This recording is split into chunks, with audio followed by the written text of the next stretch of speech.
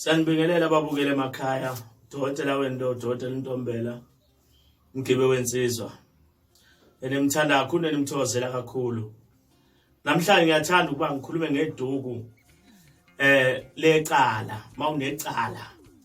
Unecala ngisho emsebenzini. Kuneduku ke la ekhawunezwa lona. Hambe nalo uyecaleni, icala liyaphela. Bakubona abantu lokhu isula nje. Lokhu isula ngaleli duku lokhu isula. Liyaphela lelo cala likho. Ngabe unecala elikhulu kanganani noma linjani cala lakho.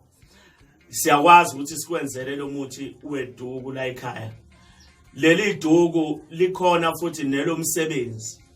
Mawungawuthola umsebenzi, ufike nalo iduku la ekhaya sikukhandele lona. Ukwazi ukuthola umsebenzi, sikwenzele iduku ozokwazi ukuthi usebenzise lona mawe phambi kwabaqashi.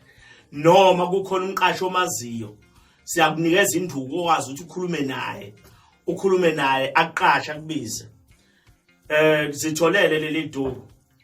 Kuba kuwena ukuthi uyadinga yini ukuthi usebenze noma unecala usulihambela isikhathi eside kodwa lilunga indaba yalo.